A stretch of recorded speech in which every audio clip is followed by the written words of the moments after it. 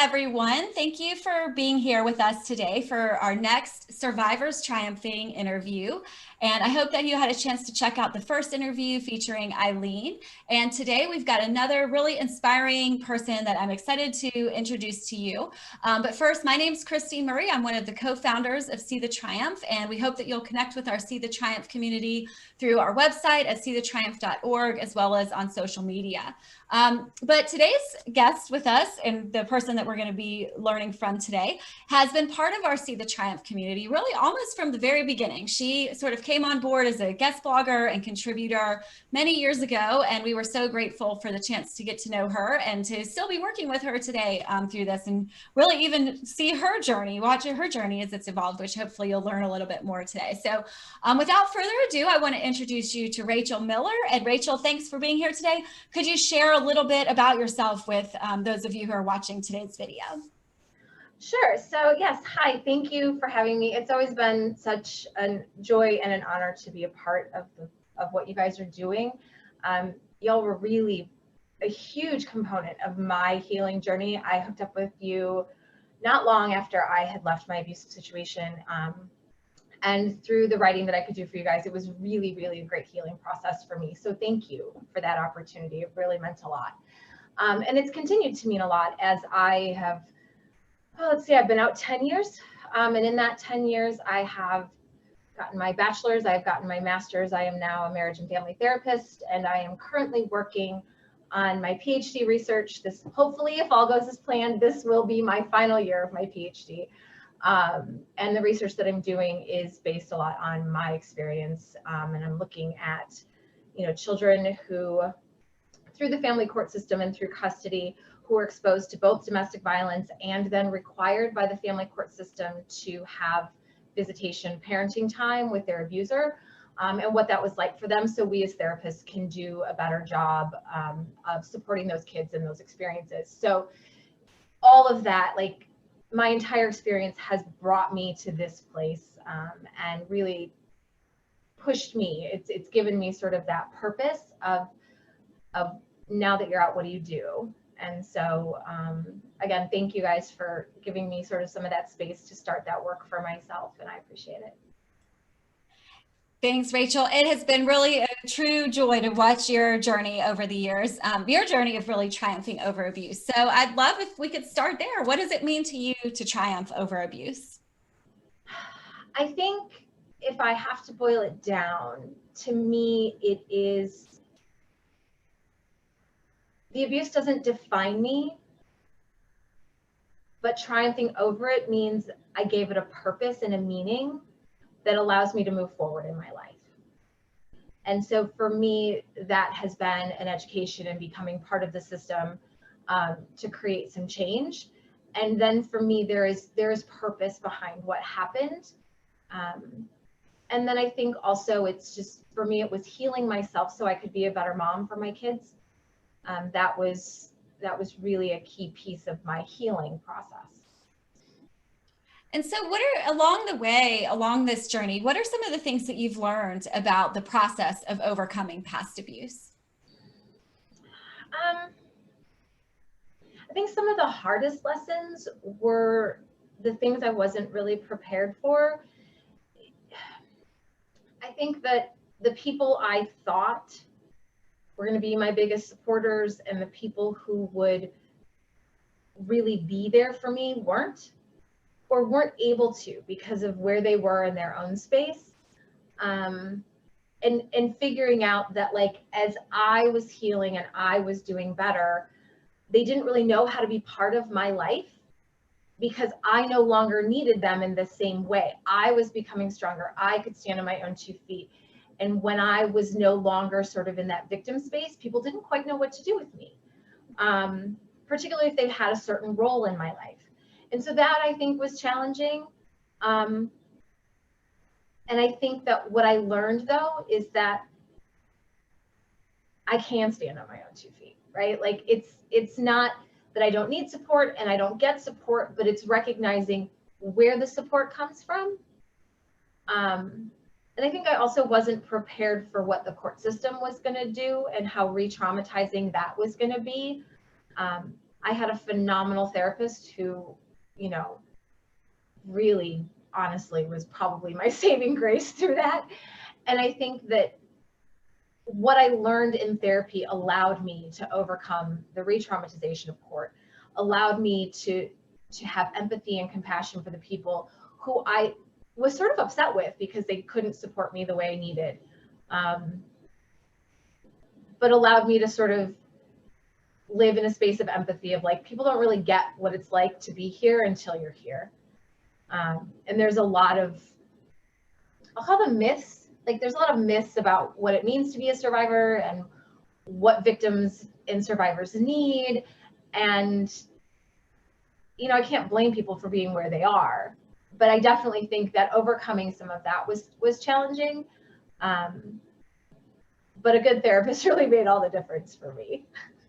So it really seems like you learned so much about having the right support around you, and that changes and evolves throughout the process. And so it sounds like your therapist was sort of a constant source, but also that you did need to think about how to evolve your social support network outside of your therapist, as your relationships and the way that other people needed you and interacted with you changed. Yeah, definitely. I also think that like, I learned how to, you know, in therapy, I learned how to have better boundaries. I learned how to like have more reciprocal relationships. I started to understand why my relationships looked the way they did based on what I knew, right? And based on, you know, when you're in an abusive relationship, a lot of things are skewed, right? And what you think is okay may not be okay. And so I sort of learned to like forgive myself and forgive others, even though I don't always like the word forgive, because I think sometimes that is asking a lot of survivors to forgive. I think what I learned more specifically was to forgive myself for what I didn't know and letting go of my expectations of other people. And I think those things really were sort of key for me too. That's so powerful. And I'd love to stay on that point of forgiveness for just another moment, because I think that is something, I think through our See the Triumph campaign, and through other work that I've done, I've always tried to tell people, you know, you can decide for yourself if the concept of forgiveness as a survivor of abuse is something that makes sense to you, if it's something that you want to pursue or work toward. There definitely can be a pressure, like, you know, people may feel, you know, you need to forgive to move on or things like that. But, you know, in my view, you know, I've always thought it should be something that's very much more individually determined. If it's a concept that's helpful for somebody, then that's great. I know it's a concept that's been helpful in my life. But, you know, do you have any thoughts about people who maybe do struggle with that concept? Yeah, I really struggle with that concept. I grew up with a religious background that was very much forgive and forget. And I was like, that's ignorant. Like, why would I ever forget what's been done to me? That's not helpful. And by the way, he wasn't sorry. What? Excuse me. Like, on what level did I need to like forgive? And I think what shifted for me was changing the language. Like, I had to forgive myself. Yes. Forgive him? No. But what I did do was let go of the power that being angry with him had over me. Like, I let go of needing him to say he was sorry. I let go of this idea that he was ever going to figure it out and understand what he did to us. It's not going to happen. But if I sat and was angry all the time and was resentful all the time and was living my life in that lens, then he still had way more power over me than I was okay with. And so again, it's sort of that letting go of expectations, letting go of expecting anything or needing anything from him. But forgiveness, I don't know if that's the word that I would use for that, because it didn't feel right for me, because in the world I grew up in, it was forgive, forget, and move on. And I'm like, no, that does not sit well with me. And so I use the word letting go because that's what I felt like I did. I don't hold it. I I don't make space for that kind of like, I don't make that much space for him to have power over me. And so that, for me, that's what it was. And some people are like, well, that is forgiveness. I'm like, well, that's okay if that's what you want to call it. That's just not what I call it, because that doesn't work for me. And I think the real takeaway there is to encourage people to think through, what does forgiveness mean to you? And maybe there's another way to call it, or another way to view how you want to go through that letting go process. But that's really powerful, just sort of hearing how you sat with that tension and thought through it and came up with a way to describe it that was really meaningful and helpful for you in your own process. Yeah, I think power is still a word, like, for me. Even as a therapist now, I'm always looking at the power dynamics. And who has power over me? How much do I give people to have power over me? Power with is a very different conversation. But if my emotional reactions to him were still so strong that he had that much power over me that he could throw off my whole day or my whole week or even longer sometimes, I didn't want him to have that much power over me, which required me to release some things, right? Like I had to release my expectations, I think, was probably the biggest key to that. Like expecting him to be different, expecting him to own his stuff. Like that was really hard, right? Like I'm very big on like owning my own crap. And so what I really wanted was for him to own his, right? Like own your stuff, take accountability. And I was like, oh, he's never going to do that. But what it didn't mean is that I had to take responsibility for it, that I had to be accountable for all of the ways in which he screwed up and all of the ways in which he hurt people. I let that go too. And was there a moment or an experience that you had related to that aspect of your healing journey where you really knew that you were on the path to healing? I think one of the things that really shifted things for me, I'm not a fan of using the word codependent for survivors. I don't like it. I think it's really victim blaming, and I think there's a lot of problems with it. But there is one piece out of, I think it's Melody Beattie's Codependent No More, where she talks about the drama triangle, and my therapist sort of explained it to me, or maybe I even made sense of it. It's been a while now. Differently, in the sense of like being able to look objectively, right? Like to pull back out of the chaos and look at what was happening and go, which role is he playing? What role is he trying to get me to play? I can choose not to take the bait. And I was like, what do you mean? She's like, if you can see what he's doing, then you can choose not to play the role he's trying to put you in. And I was like, oh, wait a minute. Because then I started to see the bait. I started to see the comments and the digs and the verbal abuse and even the court tactics, right? They were all bait to try to get me to jump back into the drama, back into the chaos, back into the role as either victim or rescuer of him. Once I could see that, once I could pull back, that was the moment where I was like, oh, wait, I have more power here than I realized. I still have choices, which I don't think I understood until that point. And it made all the difference for me. So it was really about being empowered to see that you had choices in a situation, and choices and how to react and respond to what that other person was doing to you. That maybe you hadn't seen those choices before. I hadn't seen them. And also there was this choice of like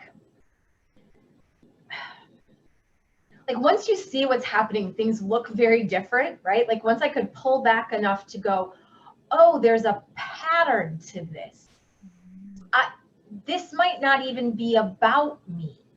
right? Like that was the other key piece for me, is that other people's behaviors are about them, not about you. And once I was able to go, this is about him and where he is, what's happening for him, the fact that he's losing power and control. I don't have to jump into that if I don't want to. Like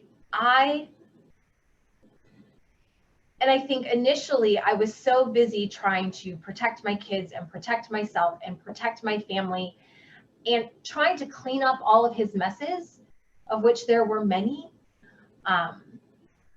And once I could step out of that sort of caretaker role, once I could step out of the I am responsible for every piece of shrapnel that he throws around, that was when I was sort of like, oh, this doesn't have to be this way.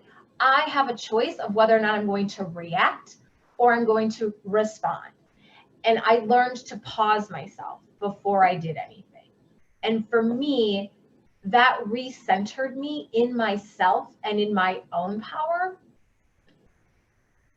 Then I could start to react and respond differently to any other time I had before.